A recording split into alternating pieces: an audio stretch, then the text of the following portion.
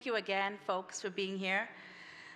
We are here at the AFDB annual meetings, and the title of our panel today is Maximizing ADF-17, Africa's Prosperity. For all of us who heard the president's speech yesterday morning, he referenced ADF and the upcoming replenishment happening this year. We know the context. I think folks who are in here understand the context that Africa is in. Not only are we grappling with multiple crises, Africa's story is both one of opportunity and one of hope, because we believe that in spite of the current context of the fiscal space that many countries are facing, in spite of the context of dwindling resources, there's room for us to keep being hopeful about what concessional financing can do for the continent. AFDB's, the African Development Bank Fund, has had about $47 billion since it started, and these funds have gone to projects such as electrification, such as connecting infrastructure gaps, addressing the hunger challenges on the continent. But the reality check is there's still 600 million Africans that are still not connected to the electricity, 280 million that face chronic hunger, and the continent's infrastructure gap is still about $100 billion. But the flip side is Africa is home to the youngest continent, the youngest population. It's also home to a growing fintech population. It's also home to the world's solar potential. So we have fodder within the continent that we can use to propel our development. The challenge oftentimes is capital. And capital is not the only challenge, but it is one of the significant challenges we face. And hence this conversation around concessional financing is critical at this time. 22 countries on the continent of Africa are at risk of debt distress. And what concessional financing can do is plug that hole that we require to address the electrification challenges, to address the infrastructure gap. And today, this conversation will revolve around the 2025 replenishment. And it's not just about pledges. It's really a defining moment to move from incremental funding to transformative funding. Not just to fund Africa's ambition, but to turbocharge it in many ways. And it's not just asking for funds, it's asking for partnerships. It's asking for a bold vision for us to propel our development trajectory in the continent. And with me to have this conversation is a stellar panel. I'd like to introduce my panel. As I introduce your name and your title, please come up on stage and join us. I'll start first with Valerie Dabadi. Please give her a round of applause. Valerie is a division manager for resource mobilization and partnerships at the African Development Bank, and Valerie truly is leading the resource mobilization for ADF replenishment. Next, I'll go to Adama Mariko. Adama is, a round of applause for Adama. He's the Deputy Director for Mobilization, Partnerships and Communications of AFD, and the Secretary General for Finance and Common.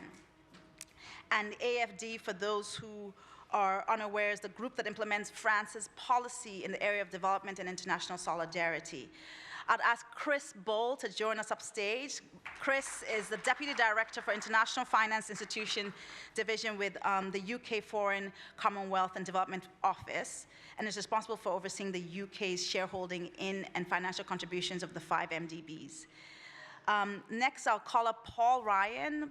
Paul is a member of the Executive Board and Head of International Finance Division for the Ministry of Finance of Ireland.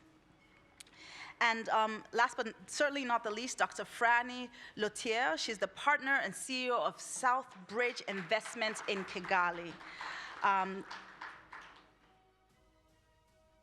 We have one more panelist that I'm unclear if is in the room, so we will get started, and if he joins us, he can come up on stage. My name is Sarah Maka, and I'm the Africa Executive Director for the One Campaign. We are holding this panel in concert with the AfriCatalyst group here and based in Senegal, and I look forward to your conversations. As we come to our panel and have conversations, we'll also come to you. We want this to be a two-way dialogue. So please have 1 or 2 questions. We'll probably have time for 1 or 2 questions at the end of this. Have 1 or 2 questions ready for us as we come to you. So I'll start with my panel, and I'll start with Valerie. Valerie, you know we have to set the stage. It's a big moment for ADF. What's the ambition? What's the goal this year? ADF-16 was $8.9 billion. What's the goal for ADF-17? And how is AFDB setting the stage in this context of dwindling resources? Actually on and I turned it off, so apologies.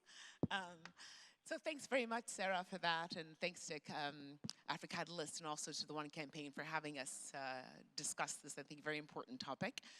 So the context, for many of you who may not know about ADF and the work that we do, the African Development Fund is the concessional financing arm of the African Development Bank Group. We're in our 17th replenishment discussions to take place over the course of 2025. You've raised a question about ambition, and I guess let me give you what the ask is, and then let me tell you sort of what my Christmas present idea is. We have a pipeline of about 300 projects that have been costed at around US $11 billion. So that would be an increase, obviously, over the $8.9 billion of ADF-16. But to be honest, the ambition for ADF-17 would really be that we are able to significantly increase, of course, the resources, but also deliver for our clients. Ultimately, we're here to serve these clients. We focus, I think, on the things that are most important to the clients. That would be infrastructure, regional integration, energy, jobs, youth. Climate, of course, is a big part of the things that we do. And our approach to this, I think, is at this critical time to, of course, engage with all of our partners, including regional member countries that have also been contributing for the first time to the ADF. It's also to give you the communication that is required to advocate on our behalf, such as institutions as ASSET and as One Campaign. One of the things that we maybe don't focus too much on is communication. We're so busy doing the work, and we forget that we have to give the material for you all to advocate on our behalf. And I think the third thing that we would do is also look internally as to how it is that we can innovate. I'll speak a little bit more about the market borrowing option, the ADF going to the markets a little bit later, but those are some of the things that we're looking at for innovations. Let me stop here. Thank you very much. Thank you, Valerie. So there's a pipeline of about 11 billion, and innovation is the thing that you have raised. Can I go to you, Chris? The UK has been a leader in investing in ADF over time. In the last few replenishment, the UK, has come out with some pretty good contributions. I think the last contribution was £650 million to ADF. Could you share a bit of ADF's, how you're seeing ADF this year with this replenishment? And also, how do you speak about ADF as an investment for the UK people? Because we understand the current context, and as potential advocates, we have to respond to the donors why they should give to ADF. So can you tell us a little bit about that from the UK vantage point? Great, thanks, Sarah, and thanks for the invitation to be here today. So let me start with a couple of figures. I mean, everybody here, I think, knows the scale of the need, the $3 trillion per year needed to reach the SDGs, and close to half of that needed for Africa. And at the same time, we're seeing declining bilateral aid flows. The MDBs appear to be the most robust part of the aid architecture, with their unique model capital that's been paid in over decades since the Second World War. And they're already responsible for about 2/3 of aid flows, and that number's just going to increase. The other bit of good news is that the vast majority of that $3 trillion that's needed is going to come not from donors and public sources. It's going to come, or it needs to come, from the private sector and from domestic resource mobilization. And that's where the MDBs have a particularly important catalytic role. So we're seeing, let me lay out 3 reasons why we want to bet on the ADF and the African Development Bank. So the first is this, the innovation that Valerie started talking about and has said that she's going to tell us a little bit more about some of the things that we're planning. But the bank can meet donors where they are and just give them a lot more different innovative ways to contribute. So whether that's guarantees or loans or hybrid capital or SDR channeling, whether that's the climate action window, we need to be ready to innovate, to crowd in money from all sources and in all ways possible. We need to be open to new sources of funding, whether that's new donors, countries, or non-state actors. The second is the need and ADF's ability to find multipliers. So for every dollar or pound that we put into an institution, we often just get £1 out the other side. But with the ADF, we have the potential for leverage if we're successful in getting the market borrowing option agreed, which we're big supporters of. But we can multiply that money even further if we're able to crowd in private investment, or if we're able to use some of that funding to help countries raise money domestically. So the first area, stretching the finance that we provide. Second area, looking for multipliers. And then thirdly, just making sure that we're really laser focused on those sectors that are going to have the most impact. So we know that there is just overwhelmingly strong evidence that growth and jobs are the surest path to poverty reduction. And I thought it was brilliant in the plenary panel just now to see the bank putting entrepreneurs who are creating jobs front and center and giving them such a prominent platform. So maintaining that focus on jobs is the surest way to reduce poverty. And then secondly, focusing on fragility, which is just the biggest brake on growth and on job creation. So looking at the positive and the negative aspects of job creation. As you mentioned, the UK has been a huge supporter of ADF. We were the biggest contributor last year. We plan to remain a very significant contributor this year as well. And we're really excited about the discussions over this weekend where we'll be looking at how we can innovate and stretch our resources even further. Thank you. Thank you, Chris. I think the takeaways, we can bet on ADF. I think that's a great, and the reasons why we can bet on ADF. Valerie, you teased us a little around this capital market launch, and Chris, you alluded to it on finding ways to leverage our funds with ADF. Valerie, I'd like to bring you in on this and say, what is this journey to the capital market, and what are the implications of that for leverage? Thanks very much for that.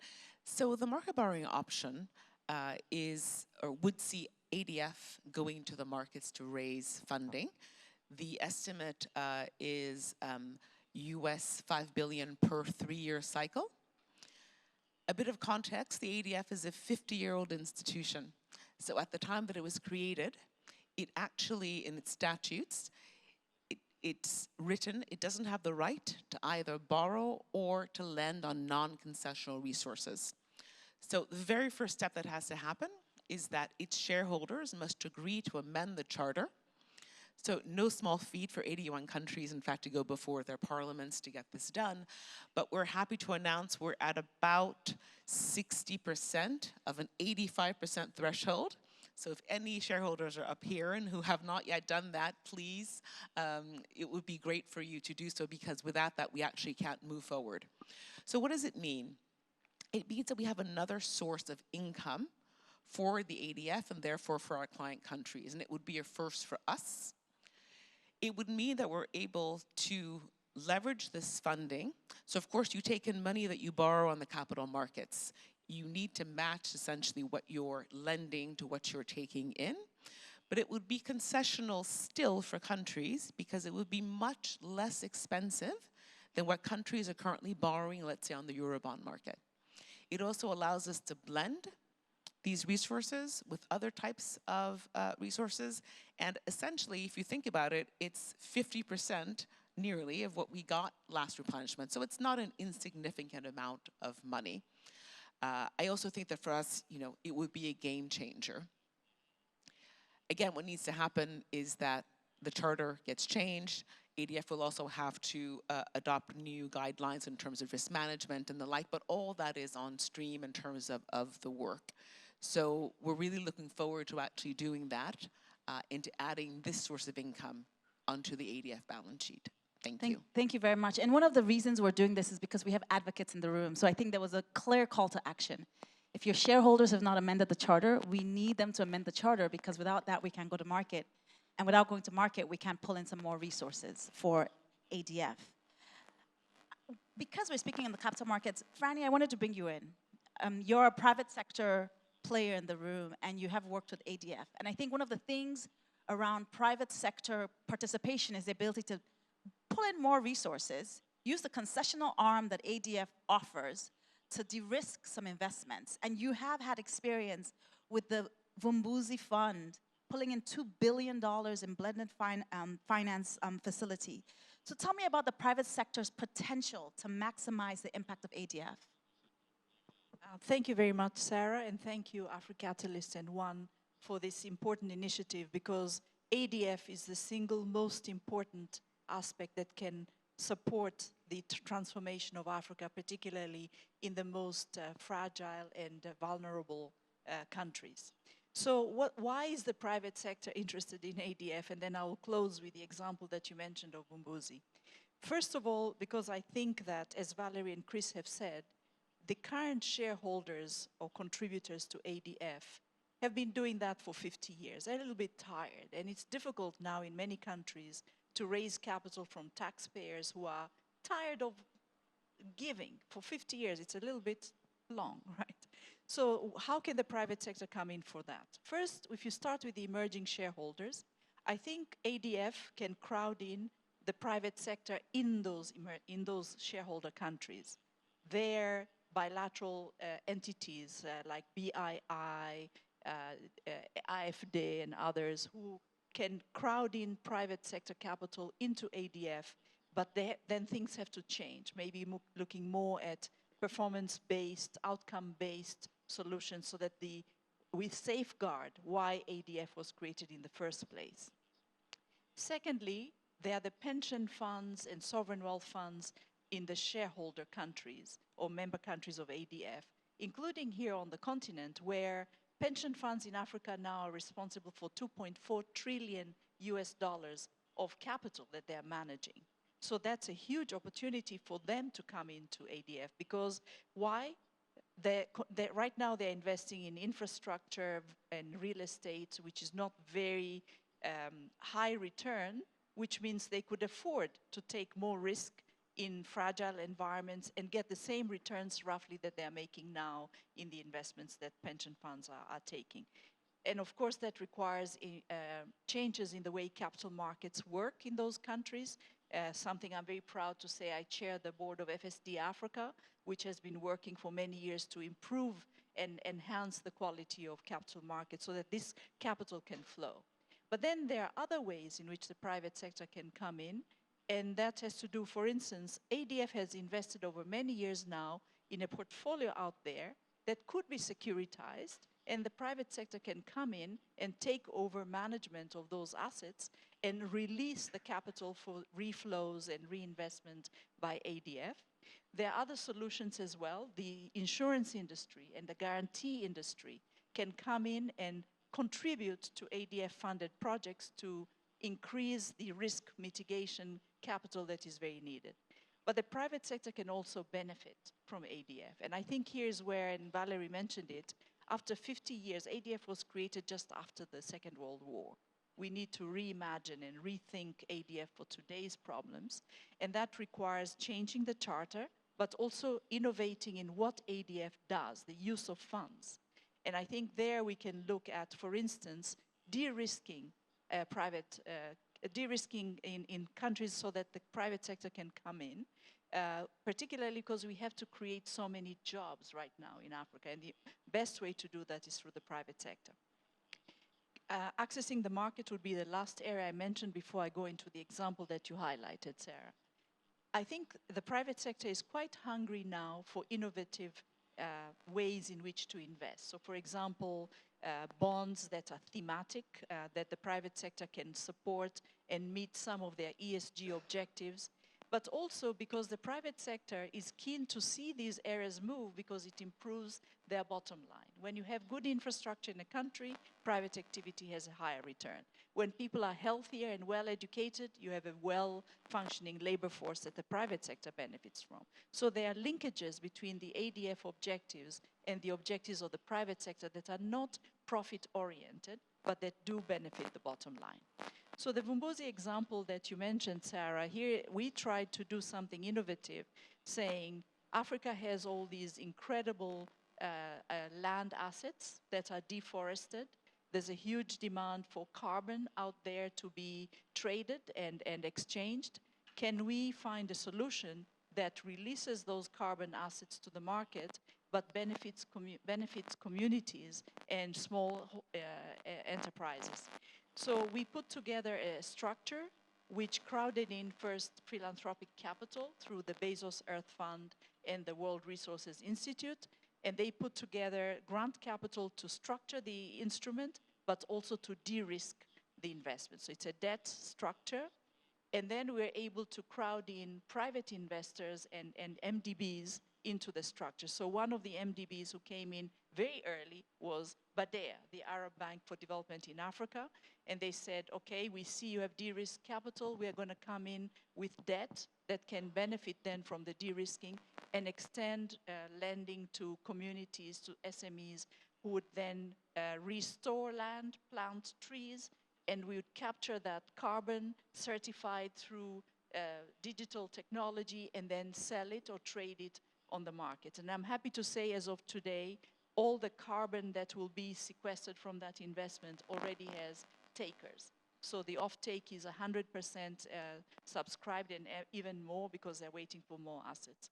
And it was MDBs plus philanthropy, but then also bringing in the resources that countries have available, which are the vast natural resources that Africa has. So I think we could do a lot with these types of innovations. Thank you so much for that example. I think one of the themes coming out is the innovative nature of financing and financing blends that would need to be considered, especially at a time like this. Adam, I wanted to bring you in as an international DFI. You have also worked in concert with AFDB and worked at ADF in particular. Can you tell us how you have worked? What are the structures that you have put together to make projects sing? And also, how are you seeing ADF in this moment? All right. No, thank you very much. And we have been here for a couple of days now, and we have really start sensing also the emergency around restructuring, reforming the African Development Bank's tools. And I think that's an opportunity that we have this election this year. And everyone also is assessing the success or the less succeeded that they have in the past, but for sure to look forward and see how this new replenishment and the reforms that can come with it can be better done. I'm really also impressed by the sense of emergency we are sensing here, probably because there is a pushback also in the donor countries regarding international aid and also just a real economic reality, which is also the fiscal constraints that the donors are facing. So that means, and I really like what Valérie and Franny was mentioning regarding we need to be more innovative, and also having the ADF being used in a way that financial engineering comes into the discussion. At the end of the day, it's a development bank. We are development bankers, I myself am. And I think that perspective on how we do better using financial innovation to make sure that we add up on the impact and the concessionality is something really, really up to date. So just regarding that, I think one of the first challenges I may mention is that how much would ADF-17 would be, and we have some countries here represented, and I think if we keep doing more than the US now, it's we still are good, which means not doing zero, but just put up some money on the table and help these to go, but also make sure that reforms come with it. By reforms, I mean where do we invest, how do we invest better, and how we make sure that this classification around countries, because there's two aspects, the sectorial needs, but also the country focused. And in some countries, it cannot be all public money. Somehow, let's face, even though it's poor countries, how do we create an ecosystem for private sector to invest there? And I think that's where the financial engineering come into the discussion. The fact also that we have more capital markets discussion within Africa to mobilize also African capital market, I think it's really something that we should work on. It cannot be just a discussion around how we mobilize our bonds, but it has to be also how the African capital markets is more dynamic, and the public development banks in this ecosystem create the infrastructure, but I think also they can be market makers on making those capital markets dynamic, and ADF is one of the tools we can use in this regard. So just to come with what AFD does, the French Development Agency is an international DFI working in two levels. We are very focused with the France, our shareholders, France mandate, and I think that's where the alignment need to be perfect between France priority in its bilateral investment, which is through AFD, and also France's investment in Africa through the multilateral system, and of course with the African Development Bank in this regard. So partnership is needed, because at the end of the day, France's budget is not extensible. They have to make trade-off between their own bilateral tool, which is AFD, and also the African Development Bank. So for sure here, our work is to align our priorities, and I think the overlap between ADF priorities, African Development Bank priorities, with the AFD priorities are perfect. We have a partnership agreement that is $3 billion target of investment in Africa, co-investment. So that goes in sectorial needs such as infrastructure, energy, social, economic development. And of course, at the end of the day, is how we create jobs, how we empower female and youth entrepreneurship, and developing business and creating investment opportunities for the African youth. Those aspects are really to take into account, and I think the budget concerns I was mentioning is really challenging now. But for sure, what we forget is that this is also an opportunity to have the African Development Bank through the EDF to support also the African financial system, the public development bank financial system in Africa. We have 100 public development banks. I mean, the African Development Bank is the visible one, but you have also, BOAD, TDB, Afrexim, etc. But you have national development banks in countries we don't know much about. And having a strong link between the MDB, African Development Bank, with the national development banks is really something we need. And I think having also the ADF supporting the national priorities while also targeting the global needs, meaning the climate and the sustainability agenda, but also at the national level to leverage the national capacities, the national financial capacities which we have in the National Development Bank. So the African Development Bank strategy, going to support the governments by syndicating big projects, billion-dollar projects, I think it's really a good strategy where they can also prepare those projects and be the place where the international DFIs, but also the national institutions, national financial system can be embedded in those solutions, and not to do it all everywhere. So that's probably one of the constraints, but it's not just for the ADF or the African Development Bank, it's for all the PDBs. We cannot just have the projects being prepared from Washington, Paris, Brussels, and then implemented in the national area. Somehow all the DFIs in the world call themselves the last mile bank, but I think the last mile bank is the National Development Bank, and I think that's where the African Development Bank can be really strategic, developing also the national financial public systems through the ADF and also supporting those. So probably I'm going to stop That's there good. for now, and then we can come back. Yeah, that's good. Adama, you said something that I thought was profound, which is support for ADF is also support for the African financial system. I think it's really important that we start tapping into the capital markets on the continent and also building that out. So that's a strong point. You talked about the challenges. Currently, I think we have a country that is trying to pull out $500 million from the ADF. And we'll have to fill that gap plus, right?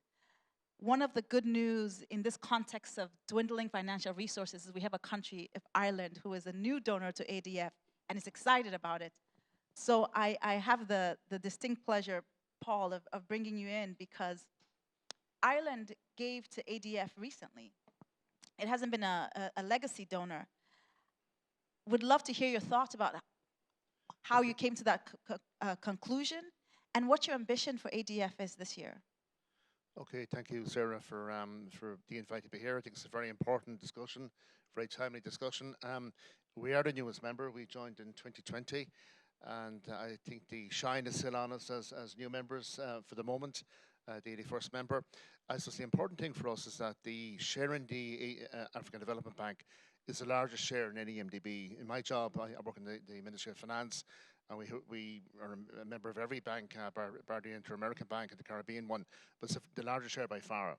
And I think that builds upon our long established and strong relationship with Africa, both with the government in terms of overseas development aid, but also NGOs as well too. And we've gradually moved on from sort of English-speaking countries in East Africa to the middle of Africa and then to West Africa now as well. So we're opening far more embassies, investing far more money, etc. To date, we put in 100 million, which is a lot for us. And I won't say what we're going to give or what I'd like to give for ADF-17, but certainly it will be at least what we gave the last time, plus maybe a little bit more. And for ADF-21 in the World Bank, we recently gave money. It was a 34% increase.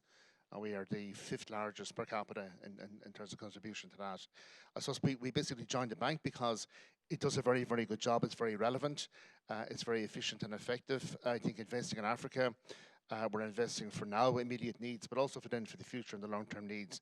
And also it meets a lot of our strategic goals in terms of overseas development aid, poverty alleviation first and foremost for the ADF, but also then climate, energy, inclusive policies, women and girls, fragility, and then the private sector and DRM as well, and SDGs. And it's really, really important to us in terms of why we gave to the ADF. As was first and foremost, it has a very, very strong impact of real impact on the ground. And I think that's the key point, and obviously Valerie and our colleagues will make their own case, but that's a very strong business case, I think, for the future and going forward. And then I suppose secondly then, we'd really like the strategic approach of the ADF, underpinned by very, very strong policy commitments, and then having a real impact on the ground as well. I think they're the 2 key points. So for us at this stage, as you said, we have a small number of donors. The money is declining over time. We then have big impacts such as the US review, and a lot of other pressures that are sort of negative pressures. But I think we have positive pressures. We have a new president coming in. We do have the ADF-17 replenishment starting this weekend. It's a challenge, but it's also very positive. It's a good chance to sort of recast what we're doing and try and resell it. And then we have the financing for development in Seville in about 4 weeks' time. Again, a good chance to sell ADF and the bank. And then lastly then, in my role across all the NDBs, but obviously we're involved in G20, as a guest of South Africa this year. Again, having a South African presidency, or an African presidency, I should say, of G20 is really, really important with MDB reform. So a few key things just in terms of ADF going forward. I think it's for Valerie and her colleagues to continue the very positive, open engagement they have with donors. I think it's very, very positive. I do like this bank a lot. It's possible to meet the president, the various VPs, the teams as well. Keep the engagement going. Keep talking to existing donors, but into new ones, new governments, non-government actors. And I think what we'd like to sell, we're moving on from overseas development aid to overseas investment. and sell it as an investment partnership.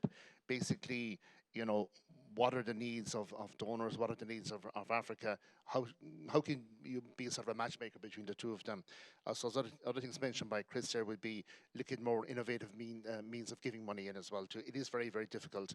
I suppose the key point then is to keep selling the partnership with the ADF as an investment in Africa for the future, and that we're helping people stay in Africa, have proper jobs, have a proper life, etc., etc. And it's, I don't like the phrase win-win, but it is a win-win, because if Africa gets more stable, more prosperous, there's a benefit then for the rest of the world as well too. Absolutely. Moving from overseas aid to overseas investment. I really like that. And you talked a lot about the G20 leadership of South Africa this year, which is really important. Adam, I wanted to bring you in to talk about the finance in common, because that's one of the hats you also wear. Before that, Valerie, I'll put you on watch, because first of all, you were commended, and the ADF was commended. I hope you heard that it's an approachable bank, it's easy to work with. You guys have won some awards on transparency, but I'd love to hear about the reforms going forward, because there's always room for improvement. So what is ADF thinking about reforming going forward? And then last but not the least, I'll come out to you all with questions that you may have. So please prepare them as we come through. But Adama, please talk about finance in common and G20. Yeah, thank you. I think it's also, you know, just adding on what my colleague just said, it's also a matter of credibility for the international financing system to have the ADF-17 being a success. First of all, because 2025 is a strategic year, as it was mentioned. We are, you know, a few weeks ahead of the Financing for Development Summit, the fourth one in Sevilla. It's a UN-driven process. It happens that it's 10 years after the Paris Agreement, 10 years after the launch of the SDGs, 10 years, you know, after also, you know, the Paris Agreement and all these discussion from Ethiopia, the Addis Ababa.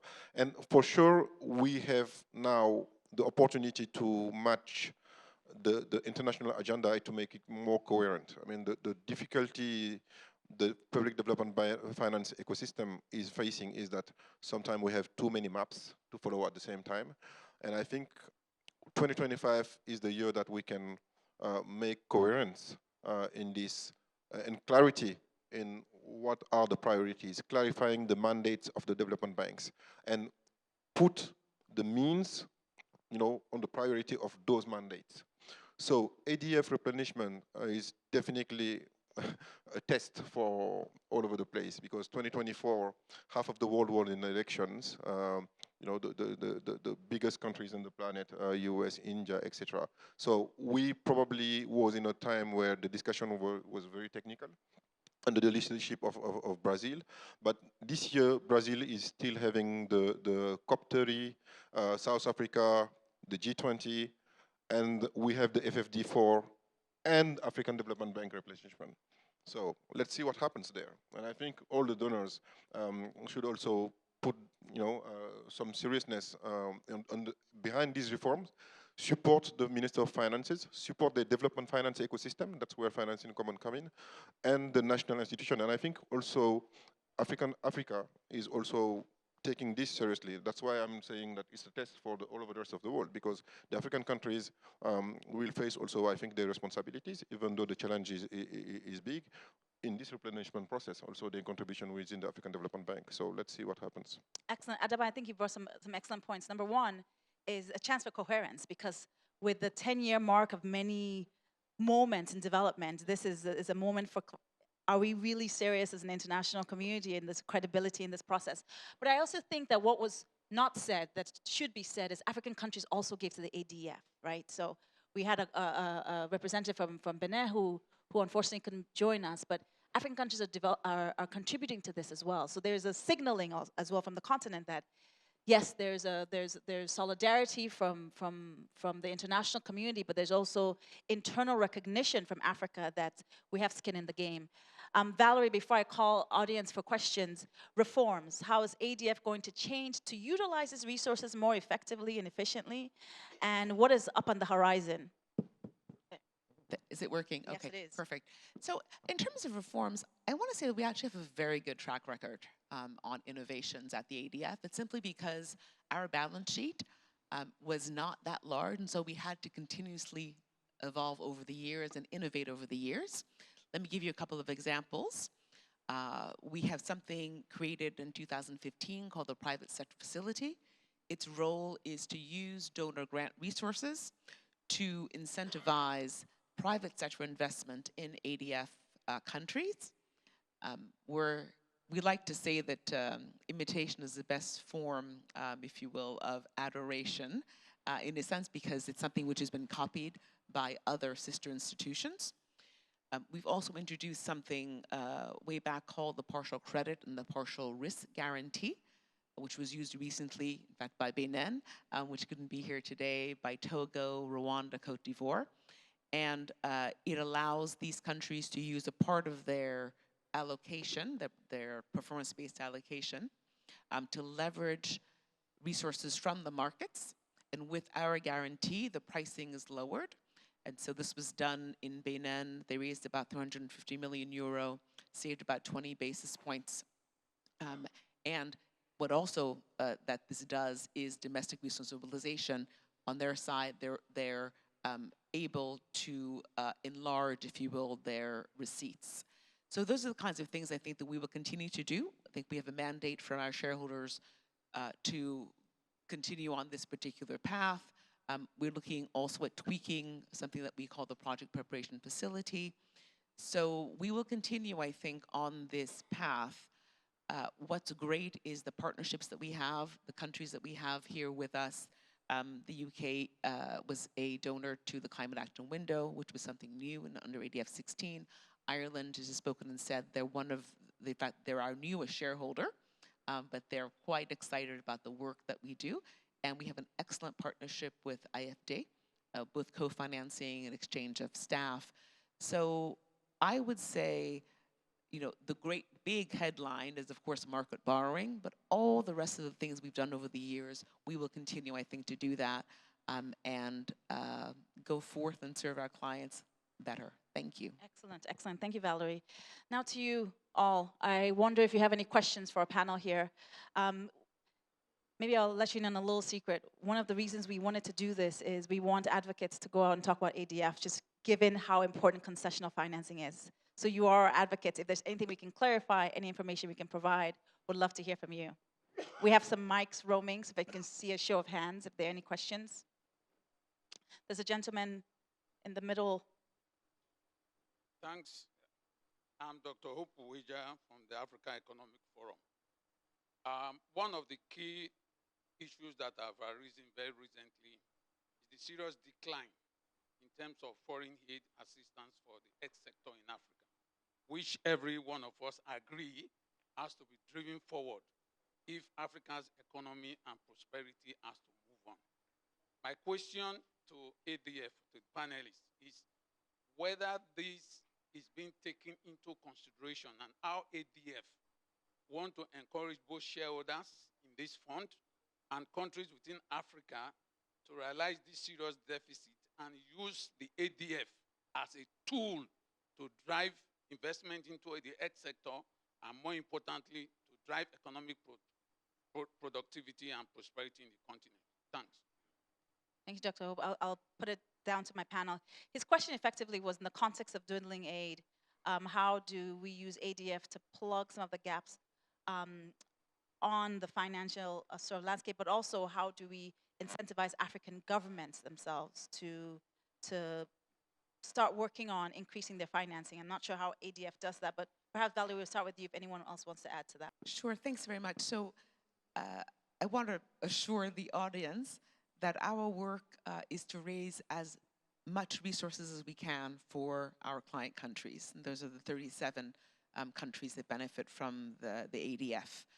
We're obviously aware of the situation and we are engaging with our existing shareholders as well as potential new shareholders to contribute to the fund. You know, the particularity of the fund is that when you come in as a participant, your money goes into the common pool. It then comes out the other side after a series of calculations in terms of your performance and what the country sort of gets, and there's a headline number. What this provides is essentially efficiency, because when we do this exercise, countries get allocated a certain amount and the like. There is also a programming and a planning that happens at the national level that has to be, so the way that the resources are used, on our end, we produce something called a country strategy paper, of course, with the buy-in of the government, of civil society and the like, that provides you typically a 4 to 5 year horizon of what we will do along with all the other partners. The countries themselves have a national development plan. There is a concordance between what we do and the national development plan to make sure that there's alignment, if you will. And so in terms of the gap and what is happening, we are engaging the countries, and we're of course doing this on a continuous basis to try and plug this gap. I think the other bit is looking towards new shareholders and doing innovations. I've spoken about the MBO. New shareholders, I think I'm always chasing after new ones, but you must know that providing money to an MDB is something which is a years-long process. You know, nobody sort of opens their bag and gives you money after meeting you 10 minutes, right? It's something where they come in, they check under the hood and look at exactly what you've been doing, see if there's alignment and the like. But these are things that are ongoing, that we will continue even, you know, when we finish this particular replenishment process, because my job is to always be on the lookout for new partnerships and of course new resources. Thank you very much. Thank you, Valerie. Franny, would you like to add to that? Yes, thank you. Thank you very much, Sarah, and thank you for the question. I'll use 3 hats in responding to it. One, because I was the Senior Vice President at the African Development Bank when we were doing one of the most critical ADF replenishments, and the innovations that Valerie mentioned were very well received by the funders at that time, and I am very happy to hear that it has actually contributed to private sector de-risking, especially the partial credit and partial risk guarantees, but also the private sector window. So here are the 3 things that I think ADF can do in the short run that would then deliver value in the outer years. The first one, and I know this, the UK has done this several times, Canada as well, is to prepay their commitments into the fund, and can do it in the form of a guarantee or callable capital, and that then gives ADB more leverage. And ADB AAA rated can therefore go to the markets and expand the envelope that can then be used for financing development. Second is the example of FIX, which I think is really an excellent one, because I hear a number of the candidates running for president speaking about reforms. The one that's linked to this is the one of the candidates mentions, which is to open up and restructure the financial architecture of Africa to make sure that the regional and national development banks work better together. And I think FIX has done that for a number of years to show the way. And through this ability to crowd in the capital from BOAD, from TDB, Afri-Exim Bank, Fagas, Africa Re, which have guarantees, you have insurance, you have development capital, all of that can be brought together to really leverage and contribute even more to the ADF opportunity. And then lastly, and I think this is one where the African Development Bank has been very successful on its syndication desk. And one opportunity space is to do concessional syndication. So to actually crowd in impact investors and others who will come into financing that may not require changing of the charter or having new types of arrangements, but can syndicate concessional windows of finance that could then be deployed rapidly. So those 3, I think, are available. The rest of it would require deeper reforms, one of which, again, creating a private sector arm at the African Development Bank, because 30% of IFC's profits are redeployed into IDA at the World Bank. Unfortunately, African Development Bank doesn't have that right now, but it could create a private sector part of it that invests in the private sector, which we all know is very much needed, but then the profits from that can be redeployed into funding ADF sustainably into the outer years. And this is why I insist a lot on capital market reform, domestic resource mobilization, all of that. But those can only materialize if we are also able to have conduits that those investments can then go into. And ADF can be catalytic in that capability for the project preparation facilities, de-risking, and many of the ideas shared here. So I think we have a lot of opportunity, and I'm quite excited actually for the future. Thank you. I think that paints a really excellent picture on the catalytic nature of ADF for domestic resource mobilization, for building this domestic financial architecture within the continent and pulling in also partnership and innovation. At that, we are reaching the end of our session here. We have one last question. There's a hand in front there. Okay, we can take two and we'll rapid fire respond to that. Good morning. Can you hear me now? Yes. Yes? Okay, hello, my name is Agustina Briano. I'm coordinator for outreach and development at the Club de Madrid, which is a forum of former heads of state and government that work for the promotion of democracy and democratic practice. And we talked about the private sector, and we know it's, for many of us, a reality that we need to engage with them to secure the gap in financing for development. But this has also caused a lot of controversy among civil society. So I wanted to know, particularly from the representatives of government, what would you say to those who really question the private sector entering at this new level of engagement? Thank you. Thank you. And there's one last question in front. Good morning, everyone. I'm Hannah Ryder from Development Reimagined. And just a little plug for a policy brief that we have just published on the ADF history, and thanks to AFDB colleagues for having shared the data that went into that. But what we're really trying to enable a discussion around ADF is both sort of how it has progressed, and I think we've heard some really great, some really very useful information today through this discussion on the progression, but it's also the future and where ADF will go going forwards. And I just wondered, in particular, one of the issues that the policy brief points out is, around how do we get more African member states to contribute to the, we've had Angola being the first from 1996 and so on, but how do we incentivize African member states? And I just wondered if we could have a stronger answer on that from the panelists, please. Thank you. Thank you. Just watching the time here. So here's what we'll do. We'll offer every candidate the parting shots. So just tell us your last sort of closing remarks. What do you want us to go away with? And in your parting shots, there are two questions in there that if you could sprinkle an answer to, it'd be great. One around the controversy of private sector participation, and the second around African sort of skin in the game. How do we incentivize more skin in the game? I'm sorry I'm crunching your time, but I'll allow you probably half a minute to give us your parting shot and squeeze in one of those responses. Yeah, just quick response there. It is important to get new sources of money from the private sector, but it's also very important to keep with the standards we have already. And we have a meeting on Friday with like-minded countries, with NGOs and CSOs, and it's done across all the NDBs, and it's really important to sort of hear what the issues are, hear what the concerns are, but then for us to stress then the social safeguards that are in this bank and the other banks as well too. And that's a key thing, particularly if it's taxpayer money, that we cannot lower our standards or have damage caused to the environment or indigenous people, etc., etc. So I think that's the first thing there. The second thing then, as I said earlier, ADF, it's a great opportunity. It's a challenge, but it's an opportunity as well. I think it's a great chance, again, to highlight the good work it does, and then also then to highlight the investment needs, I think that are needed for Africa in terms of physical and infrastructure, but also human capital then as well too. And I think you're selling it to the existing donors, parliamentarians, etc., the private sector people again, but then to new donors who are outside Africa, people who give money to IDA already, but then to African countries as well. And you could also look at people like the European Commission, EIB as well, who could actually invest in the ADF. They don't have to be members of the bank, but they can also invest in it. And lastly then, one of the banks that I'm involved in, the EBRD, are moving into sub-Saharan Africa.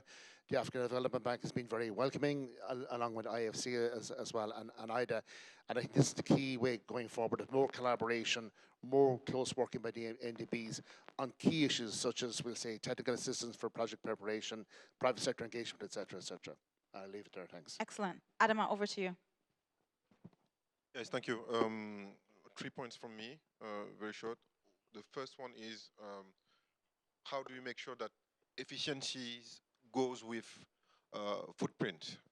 And it is a matter of the size of the African Development Bank and the ADF to support the African Development Bank investments.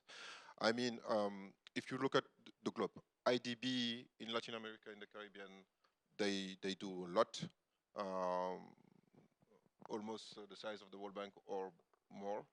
In Europe, the investment from the EIB are bigger than the investment of the World Bank in Europe.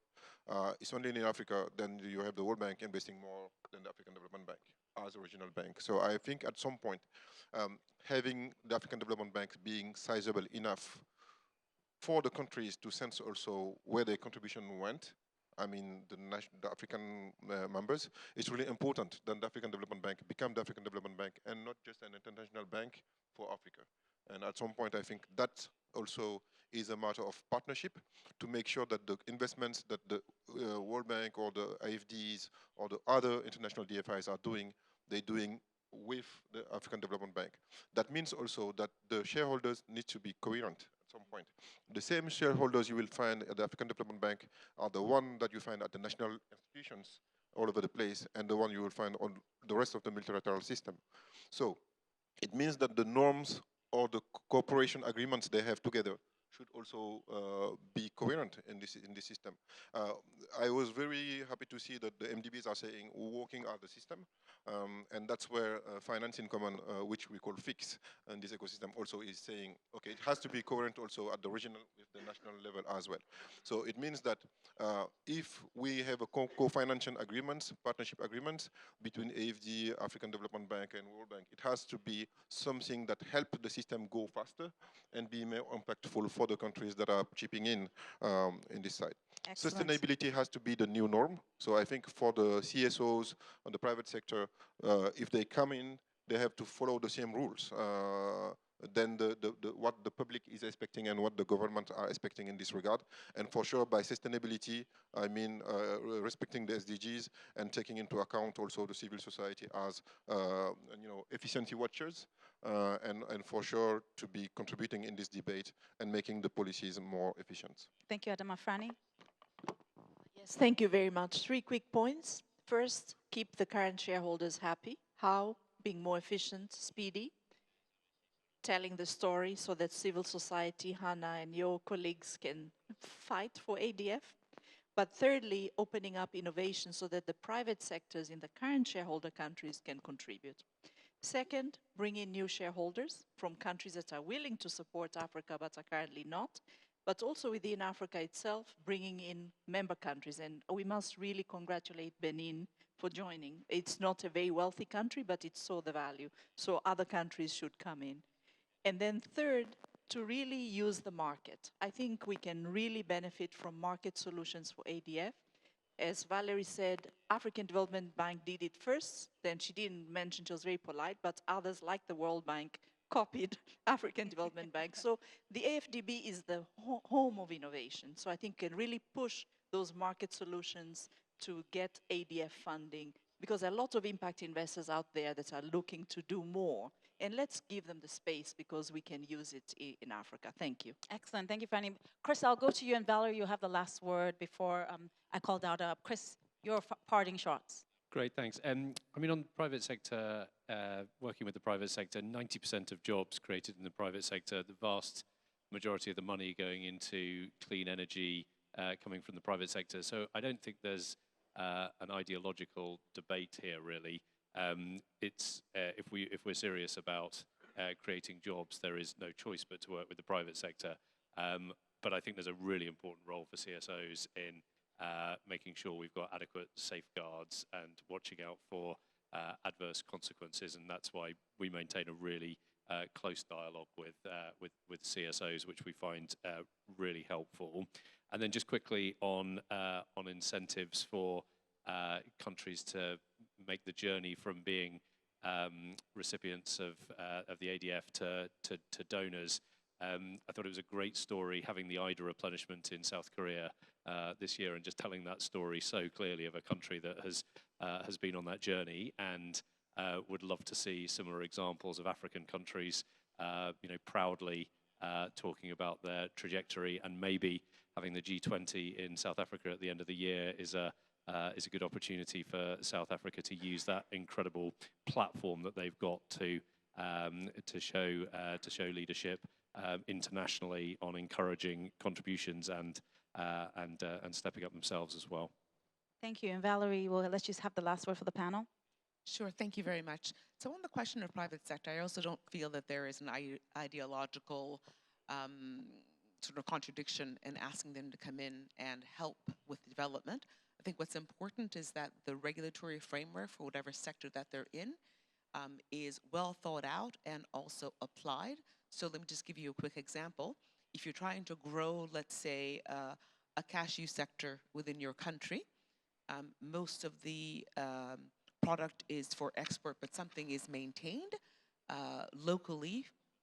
You'd want to know that you're growing that particular sector, so you might say 10 or 20% of that has to be transformed locally, and also that you build a market for that so that everything is not just sold elsewhere. You don't build up the skills required for that industry. On the question of African countries and their support to ADF, I think that what we've done thus far is to, and what in fact they've done is to start with a few countries and that are now sort of snowballing. And so we will get announcements for ADF-17, which have been more than ADF-16. And I think that that's really the only way to continue. Ultimately, we must grow the economies of the clients that we serve so that they can really afford to become members of full members, and we call them state participants in the ADF. Currently, only Angola is a full state participant, but we have contributions, regular contributions from countries such as South Africa, Egypt has given in the past. And so I think what we really have to do is to make sure that we do our work, that they have the funding in order to pay the entry fee, in a sense, to join ADF. Thank you very much. Thank you very much. And to close us out, I want to call Dauda Sembe, who's the founder and CEO of Africatalyst. He is no stranger to the continent, has worked in the Center for Global Development and 23 countries as the director for IMF Fund, where he represented 23 African countries. Dauda, we've had a rich conversation today. Please let us know how to summarize this moment and where to go with this. Well, thank you very much, Sarah. I would like to actually start by giving a big round of applause to our very distinguished panelists here. And I have to actually to say at the beginning that I won't be able to do what Sarah just asked me. The discussion was so rich that it's very difficult to summarize them into 2 or 3 minutes. So what I will do, first of all, of course, is to thanks again, actually, the panelists. And I think the discussion have actually have given us actually various perspectives. We do have perspective from, of course, representative from governments, a representative from DFIs, representative, of course, from the private sector, and of course, advocates. And I think that has been very much helpful in understanding what we are talking about today. I think the case was made that Africa is facing a big needs right now in terms of financing. And that financing, I think we are talking about trillions around the world, of which more than $3 trillion, as one of the panelists said, of which almost half is actually for Africa alone. And if we want to meet that financing need, of course, I think it was very much understood that ADF has to play a big role. For many reasons, and I won't get back to the reasons. But what we, of course, discussed about this is the importance of really very much ensuring a successful ADF-17 replenishment. This is critical to allow the African Development Bank to play its role and to make sure that it supports African countries and as they try to move forward towards the SDGs. So I think the discussion today actually can be summarized in 3 words, and I think Franny helped me with summarizing those key takeaways. The first one is, of course, to make sure that your current shareholders and contributors are happy and making sure that you leverage their contribution to the extent possible. So I think this is the first task that Valerie and her team are definitely working on, and we do know that they are doing so with a lot of depth and a lot of energy. So we definitely need traditional donors and contributors to the ADF to very much contribute as much as they can. Second, you need to, of course, bring new shareholders. And I think when we talked about bringing new shareholders, we are talking about, first of all, African countries to tap in and, of course, have some skin in the game, as Hannah was saying. It's critical. We have seen countries doing so, like Benin. So we very much like to have more and more African countries doing that. And not only countries, but also we also need to bring in African institutions. I think some of the panelists have talked about the role that the financial institution in Africa, but also institutional investors in Africa could play by partnering with the banks as part of the ADF. This is something that is very much critical. And last but not least, I think a lot of talk has been made about innovation from the ADF part, from the bank's part, but also the importance of partnerships, making sure that actually we partner more, not only with government, but also with the private sector, with advocates, civil society, and I think that's definitely something that will be needed for a historic and successful ADF-17 replenishment. And my sense is with all the energy and all the sort of intent and all the motivation that we have seen today from government, from also private sector, from advocate, we should be able to do it, and we will do it. So thank you very much to all of you. Let me finish by, first of all, thanking our partner, One. So as we at AfriCatalyst were very much privileged to have this opportunity to work with One, Sarah and her team to set up this event. Second, I would like to thank once again, and not enough, our panelists, our distinguished panelists who very much are extremely busy at this time, but they found time to be with us and to very much share their perspective. And of course, finally, last but not least, I would like to thank the audience, those of you who are in the room and those of the others who are actually following us online right now. Thank you very much for taking time to be with us today. We look forward to continuing this conversation and hopefully, of course, to making sure that we partner with the bank and ADF team to make sure that their endeavor is successful. Thank you very much and have a good rest of your day. Thank you.